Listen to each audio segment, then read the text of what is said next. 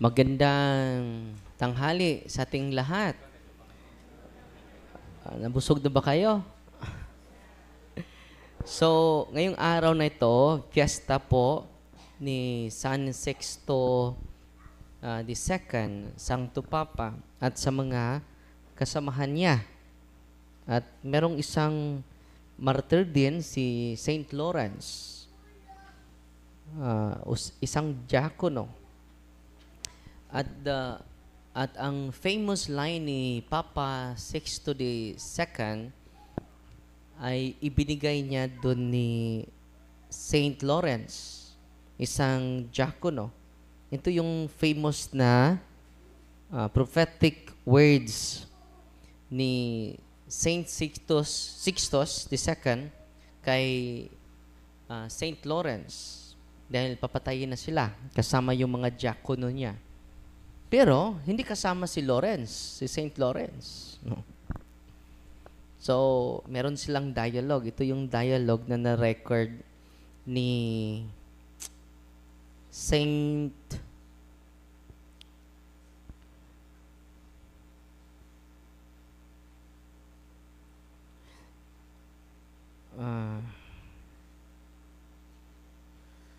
ito yung dialogue nila na-record ng isang santo. Sabi ni Lawrence, deeply grieved that he was not being martyred. Just imagine, ha? Nalungkot siya dahil hindi ako kasamang patayin nila ni tayo ay lalayas pa. Hindi to pagkamatay. So, si St. Lawrence ay nalungkot. Bakit hindi ako kasama? Bakit kayo lang ang papatayin? Dapat kasama ako. Ironical kaayo, mga kapatid. Saint Lawrence deeply grieved that he was not being martyred alongside his spiritual father. So he said to Pope Sixtus in the year 258 AD. Ang tagal na, no? Sabi niya, Father, Santo Papa, Father, where are you going without your deacon?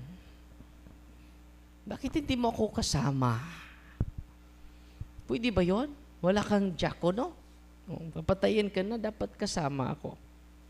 Ang sagot ni Pope Sixtus, naging santo na ngayon, naging martyr na ngayon, very prophetic. Ang sabi niya, ito yung sagot niya, I am not leaving you, my son. Greater trials await you. But do not weep. I shall not leave you behind. You will follow me in 3 days. Bakit prophetic ito? Naging totoo po ito. Dahil naging martir si Saint Lawrence, August 10. 7 tayo ngayon. 7, 8, 9. Pangatlo, 8, 9, 10. So mag-celebrate naman yung simbahan ni St. Lawrence ngayong August 10 bilang martyr ng simbahan. No? So, grabe yung mentality ni St. Lawrence, no? Alkansi ko anida. Kamuray pat yun, ako di. Kung tayo ay papatayin ngayon, no? Tatakbo tayo. Iiwas tayo. Bakit ba grabe yung faith, pananampalataya nila? Because these things you have seen surrounding us, mawala-wala po ito. Kahit tayo ay mawawala, hindi po tayo para sa mundong ito. No? Para po tayo sa Kanya. Kaya nga may sacrament of confession tayo dito. 3 sakramento po ang ibibigay namin sa inyo. Anointing of the sick, Eucharist, and sacrament of confession. Itong 3 sakramentong ito ay source of healing. Pasalamat din ako. Kasama natin ang Pangulo natin sa exorcism, si Father Absalon Florinosos. So, from every Thursday, kung bakante siya, sasama na siya sa atin, no? So, meron siyang exercise. Ako din meron exercise. Kami dalawa. Kanina, nag-exercise na po ako. Siya po ay from Mindanao. At biktima po siya ng rape, no? At ang sakit po. Ngayon lang niya nasabi. Dahil yung demonyo po, hindi yun lalabas kapag hindi mo sinasabi yung traumatic experience mo. Okay, one of the doorways of the evil spirit in our lives is traumatic experience. At sa trauma mo, dun sasakyan ng demonyo. Because yung demonyo will create abusive relationship. Yung relasyon ng demonyo sa atin, sasakyan niya. Abusive. I-abuse tayo ng demonyo. Kahit mag-enjoy ka man sa kapangyarihan niya, sa pamagitan ng habak, sa pamagitan ng occult power, hindi ka matablan ng bara, pero hindi libre yun. May kapalit. Kaya nga, siya din ay consecrated by his father. Because her father had an anting-anting. No? So, until fourth generation po, yung consequence of the wrong decision we have done. Hindi po mapasa yung kasalanan, ha? Yung negative effects ng ating kasalanan. Example, mayaman ka ngayon. And then, sugarol ka sa online gambling. And then, nung hindi ka pa sumali sa online gambling, billionaire ka. Now, and then, nung sumali ka, naging pobre ka na. Naging mahirap ka na. At then, yung bata ay naisilang sa iyo. Ano ba yung napanunod ng bata? Yung kayamanan mo? Ang kahirapan na. The consequence of your wrong decisions affected your children. Amen? So, yun ang nangyari sa kanya. 4 na demonyo ang pumasok sa kanya. Kanina. No? So, close na yung room ko, hindi nyo na marinig. Dalawa yung ina-exercise ko kanina. So, maaga na ako nakarating dito kanina. No? So, dalawa yung ina-exercise ko. So, yan po ang katotohanan. And then, in-empower namin kayo to do deliverance in your own context. Gamitin nyo po yan. May lumapit sa akin doon sa Amerika, sa San Diego. Sabi niya, Father, lagi akong nakasunod sa iyo. At Father, yung increase ng knowledge ko ay nakatulong sa akin. Hindi lang sa akin, pati nasa buong pamilya ko, Father. Alam mo, Father, nagkasakit ako. Grabe yung sakit ng tiyan ko. Tumawag na kami ng 911. Nakulaps na ako, Father. Sa sobrang sakit ng tiyan ko. Pagpunta namin sa doktor, undiagnosed po. Walang findings, walang diagnose. Kaya pinauwi na lang ako sa doktor. Kahit pinauwi ako sa doktor, nandun pa rin yung sakit. Buti na lang. Kapag mag-bless ka sa live, Father, magkuha kami ng olive oil. Pina-bless namin. Sabay sa blessing ninyo online. Alam mo, Father, diniliverance ako ng misis, sumuka ako, completely healed after deliverance of my wife. But before that, Father, we practice cares, confession, adoration. Ang layo, no? Sa San Diego. Hindi pa ako nakarating doon, nakaabot na ako. Because of social media. Amen? Kaya nga sa mga na-late ngayon, yung catechism natin, magsimula 8 po. Nandito na po kayo. Sa mga na-late po kayo. Increase your knowledge. Why? Because knowledge is power. ang isi-share ko sa inyo ngayon, pasensya na kayo, hahaba yung homily ko dahil ito na po yung inserted catechism ko po. Okay? So, ang isi-share ko sa inyo, itong sinasabi ni Father Chad Rifferger, the uncommon phenomena. The uncommon phenomena. Sabi niya, itong tinatawag na personal infestation or known as demonic obsession. Ito po yung term ni isang exorcist, si Baldocci. Parang Italian ito. Sabi niya,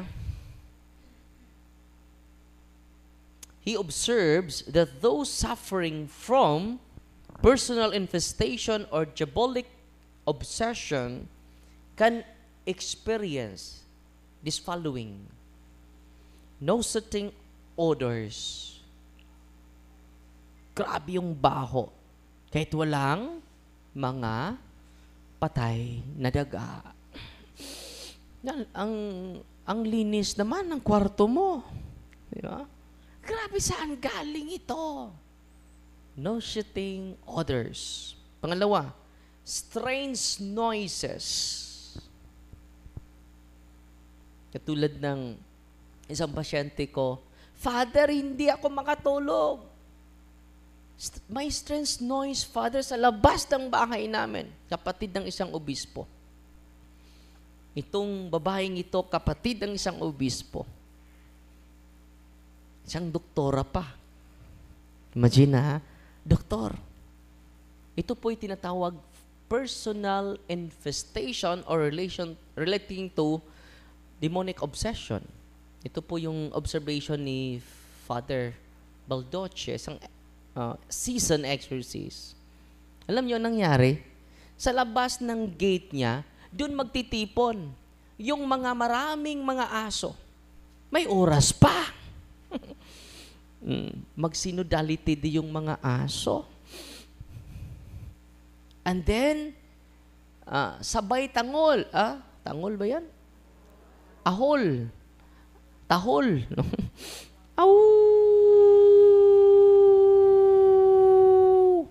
Lahat ng mga aso sa mga kapitbahay doon sa harap ng gate nila. Strange noises. Di ba? Hindi na yan ordinaryo. Uncommon phenomena. Hanggang umaga na yan, wala siyang tulog. So, anong nangyari sa kanya? Yon. Personal infestation pala yon. And then, meron siyang maririnig na mga words, mga songs, often blasphemous or obscene, or the sensation of provocative embraces. Ito na-explain. Una, in-explain niya dito sa baba. When we take close look at this experience exorcist, we often notice that because diabolic influences are on a gamut or spectrum. So, ang reason nito, because of the demonic influences. The source of this. The reference of nauseating odors can either be an attribute that is proper to diabolic oppression. So, someone who is diabolically obsessed can see it in the lower end of the obsession spectrum, or one may see it in the upper level of the spectrum, in which it starts to take the characteristics of possession, since nauseating odors are sometimes listed as a secondary sign of possession. So, doon ay mga level, doon ay lower spectrum, dun, meron ding higher spectrum. It will lead to the fullness of the control of the evil spirit, which is possession. So, yan. Itong nauseating odors, mga kapatid, posible sa lower end, magsimula, and then mag-climax sa higher end. from obsession to oppression until possession. This is also true of strange noises. Marami kang marinig, kito lang music. Maraming bubulong sa isipan mo. Alam niyo ang nangyari sa isang kapatid ng obispo? Nung ini-examine natin, lumapit pala siya sa albularyo. Just imagine, doktor siya. At hindi niya kaya yung kanyang karamdaman dahil hindi nagamot sa doktor because it is uncommon phenomena. So, sinabihan ko siya, ano ba yung nilagay mo sa gate mo? May nilibing ka ba sa gate mo? Siya, Father, huwag kang maingay ha. Huwag kang magsabi ni Bishop. Ano ba yung nilagay mo dyan? May grapa dyan, may langis. Galing sa albularyo, Father. Yung albularyo, Father, pumunta dito sa bahay. Nilibyan niya ng kanyang holy oil. Holy oil din sila. So, kinuha namin. No? Yung nilibing na, dahil mababaw lang, nakuha namin. Nakita kami ni Bishop. Anong ginawa nyo dyan? Sa Bishop? Yung grapa ng efficacy. Nandun yung mga papel, nandun yung langis. At for how many months na siya, hindi na siya nagsimba. Natatakot na siya kapag merong bibisita sa kanya na mga tao. Pero after receiving the catechism, after receiving the truth of our faith, after receiving the sacraments, confession and renting of the sick and then the Eucharist, kumusta na siya ngayon? Mga 3 years ago, completely healed na po siya. Nakita kami sa Cebu. Father! Sino ka? No? Hindi mo ako kilala. Ako kapatid ni Bishop. Ay, sorry ate. No? Nakalimot na ako. Kumusta ka na? Tumaba ka na? Father, okay na ako. Wow. Ito po, meron siyang maririnig. Gayon, ang sarap ng tulog niya. Tumaba na nga eh. Ito po ay isa sa mga harassment niya is demonic obsession. Strange noises, words and songs. Patuloy tayo. At times, the individual will have words or songs that go through their imagination. Paulit-ulit, nandyan sa isipan nila. Marami kaming pasyente nito. Kailangan pala, kapag meron kaming pasyente, isa sa mga advice dito, dapat i-break niya yung mga unholy songs. Unhealthy music. Nandyan yan sa Sabi dito, it is not uncommon experience of those who are rather adept in spiritual warfare to hear a song that is written by a band that is notorious for their commitment to demonic music. So, kailangan, isa sa mga paraan nito? Breaking the unholy, unhealthy songs na lagi nating pinakinggan. So, mag-ingat tayo sa mga music, sa mga awitin na ating pinakinggan. No? Marami pala tayong dapat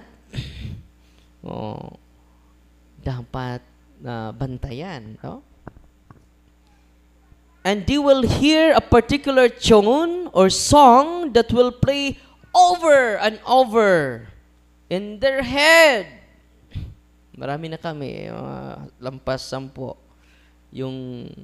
So isa sa mga recommendation nila dito is breaking the unhealthy music. Not only the demonic music, but also the unhealthy music. Maraming mga unhealthy music, no? Gay, kumot. Marunong. No. Bisag unsa. Mga unhealthy music. Dapat nating, dapat before kayo kakanta, sa kakantahin natin, we understand every lyrics. And kung merong mga hindi maganda, huwag nyo nang kantahin yun. Unhealthy music po yun. Okay? Even after they are not hearing it anymore, pabalik-balik, no? Yung mga music na iyon sa isipan, to get it out of one's mind seems to be a bit difficult. But it will often stop just by a person doing a binding prayer. Kung mag-prayer siya ay bind, then clean music, then clean words. Marami. Meron tayong pasyente ngayon, yung ina-exercise ko kanina, may bubulong sa kanya. Ang ibubulong sa kanya, huwag ka nang pupunta kay Darwin. Dahil marami kami. And then, mas mabuti pang magpakamatay ka na. Ito po. Blasphemous words continue to influence his mind, his heart. Kaya nga, mamanga ka, bakit nangyari sa kanya yan? Hindi naman siya ganon. Di ba? Totoo ito. Itong demonic obsession or personal infestation. Anong gawin natin? Dapat equip tayo how to do deliverance. Para maprotektahan nyo yung mga anak ninyo. No? Ano nang mga musikang pinakinggan nila? Anak, huwag kayong kakanta sa mga unhealthy music. Dahil dun po, merong mga music ngayon consecrated to demons. At kung hindi mo alam, kinakanta mo yan, magbago yung pananaw mo. Magbago yung ugali natin. Lately, we discovered that we are obsessed by the evil spirit or personal infestation. Last 9 minutes. No? Binibigyan kong time para exactly 2 matapos na tayo.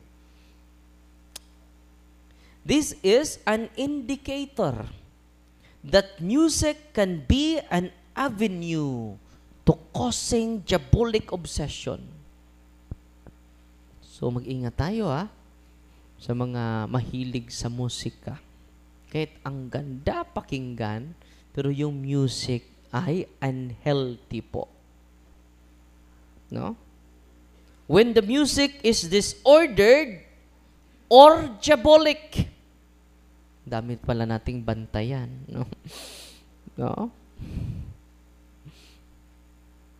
However, those who suffer from diabolic obsession will often find that as part of the rumination being driven by demons, they will experience words or songs going through their mind repeatedly. The demon does this for 2 reasons. So, bakit ginawa ito ng demonyo? For 2 reasons. Una, to drive bad habits.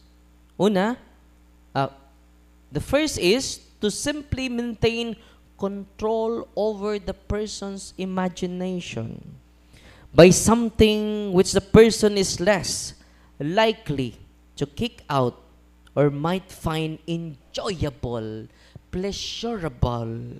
No?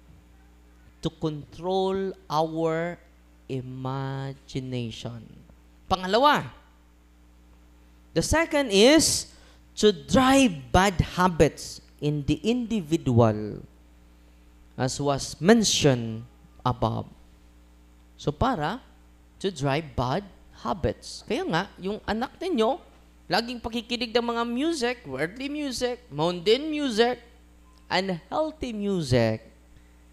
Bakit ba nababago yung anak ko?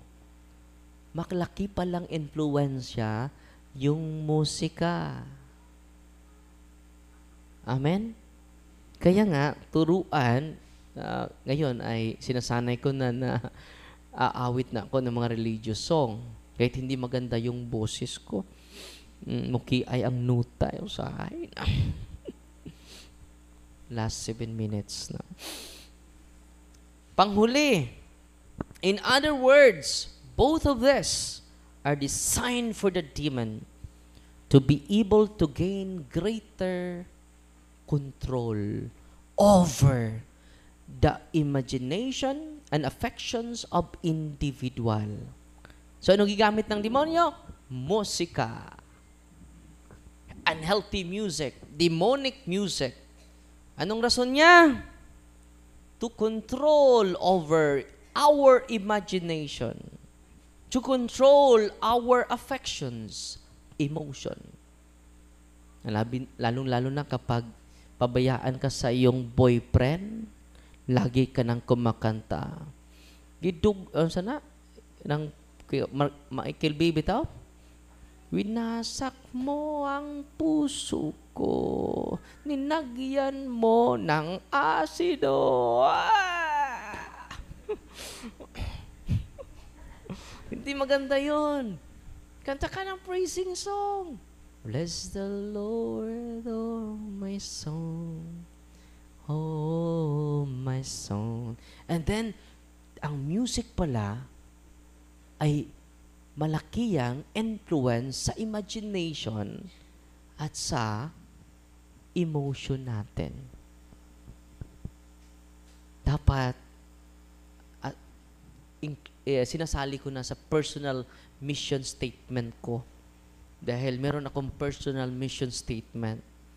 Hindi ako papayag na hindi kakanta matapos ang araw. Kailangan kakanta ako dun sa CR. Bless the Lord, oh my soul. Oh my soul. Worship His holy name. Nasa'y sumpay?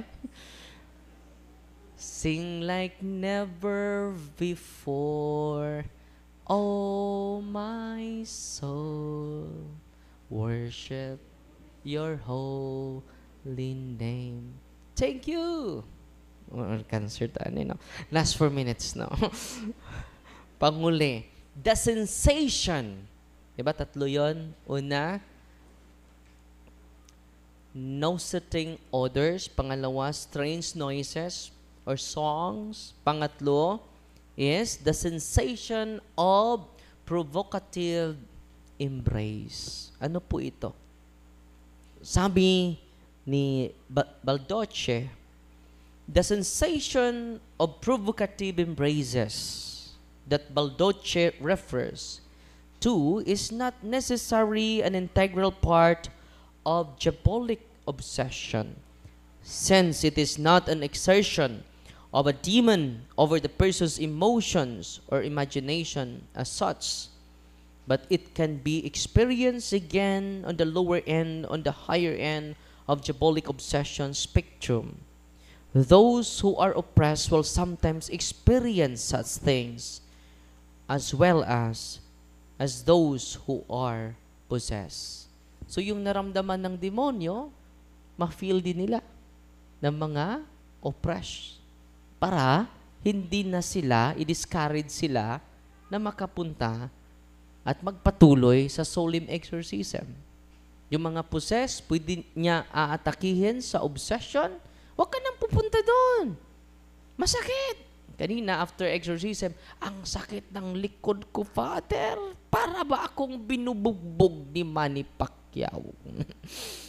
So, masakit. Maraming mga muscle pain. Diba? So, ganun. Sensation of provocative embraces. Meron kami mga pasyente na hindi na babalik dahil dito. Dahil ipa-feel nila yung kanilang na-experience, yung pain ng demonyo, yung sensation ng demonyo, ay maging ma-experience ng mga possess, ng mga obsess. Meron kami mga pasyente dito, so balik ka, sunod, hindi na ka babalik, Father. Matutorture, pati pa ako, na-torture. So, hindi namin pipilitin. Dahil may free will po tayo. At sana po, Kayo na pong mag-deliverance sa bahay ninyo.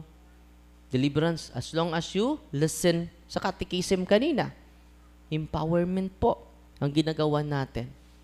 Dahil ito po yung nasa isip ko, how to help a lot of people who are oppressed by the evil spirit, who are obsessed by the evil spirit. At ito yung naabot ng after discernment for how many years is empowerment. Empowerment. Thursday to Sunday po, ang official natin na opening office hour. Monday to Wednesday po, ini-allocate namin yan kung meron tayong mga bisita from different dioceses, from different parishes na gustong magpa-train. Yung mga pari na meron silang team, sinallocate natin yan to have a theory and actual training here in St. Michael Exorcism Center. Amen? Para marami pa tayong matulungan. Last 1 minute. May orasan ako dito, no? So I hope you are empowered. All priests are healers. Salamat tayo, Father LL, Father Gibo, Gilbert, Ilugon, na tumulong sa atin for the sacrament of confession. At nandito din si Father LL, siya yung mag-bless atin mag-unwenting sa mga merong sakit. So yung may sakit dito dito banda, yung mga walang sakit dito, dahil mag-unwenting of senses si Father LL. At kami si Father Salon, mag-exercise. Okay? Natutuwa ba kayo ngayon? At sana po itong natutunan ninyo, maibahagi natin para marami pa tayong maakay pabalik sa simbahan. Dahil sa kanyang simbahan lang tayo makasumpong ng tunay na proteksyon. Wala nang makapantay niyan because it is the way of Jesus Christ. Amen? Natutuwa ba kayo ngayon?